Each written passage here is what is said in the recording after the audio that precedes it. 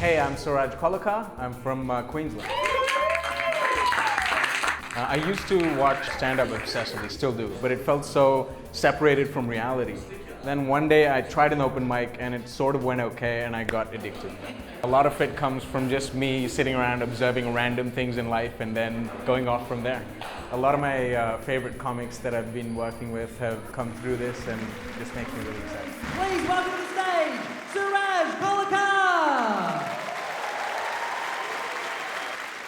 I had a relationship end recently over text message. Isn't that the worst? You guys want me to read it out? It says, you're no son of mine.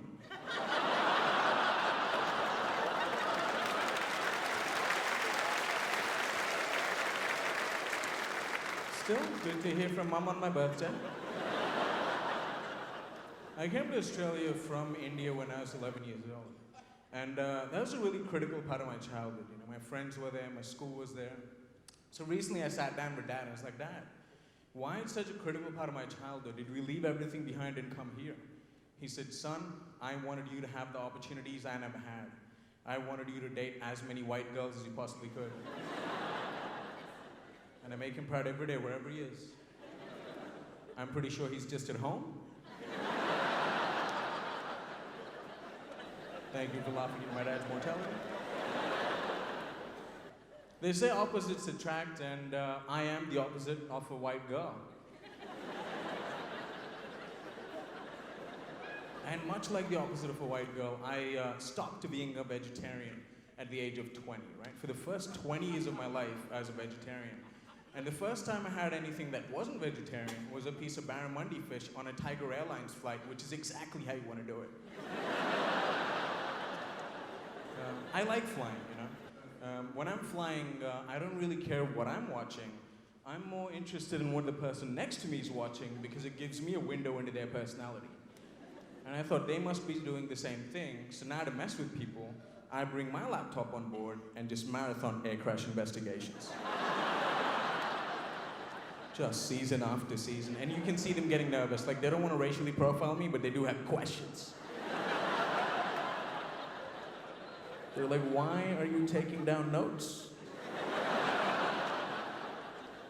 And that's when the food service comes through. So I was sitting there looking at this piece of fish, and I started to have this crisis. You know, I was going, this thing lives at the bottom of the ocean. I'm sitting in a chair in the sky. I'm as far away from its natural habitat as I could be. And I just started to lose it. I started talking to the guy next to me going, isn't this absolutely insane? We're 7 billion people on this planet that can only sustain 900 million people. And this shows exactly how we're killing it. But he didn't really care. He was like, dude, I'm just trying to watch Peppa Pig. And that type of detachment from the world really isn't acceptable, you know? Just because you're 6 years old.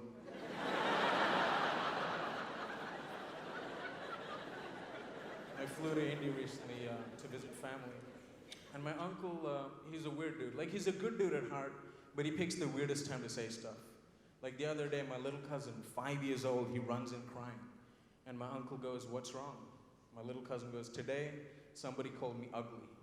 And one of his teachable moments, my uncle goes, there's something beautiful in everyone. And that's where he should have stopped. Instead, he continued with, for you, it might not be the face.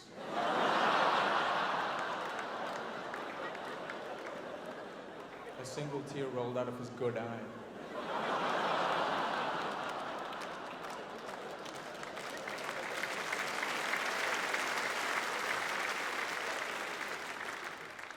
I like watching Discovery Channel, and I saw this thing the other day that if a nuclear explosion goes off in the distance and you stick your arm out and the explosion's bigger than your thumb, then you're in the radiation zone.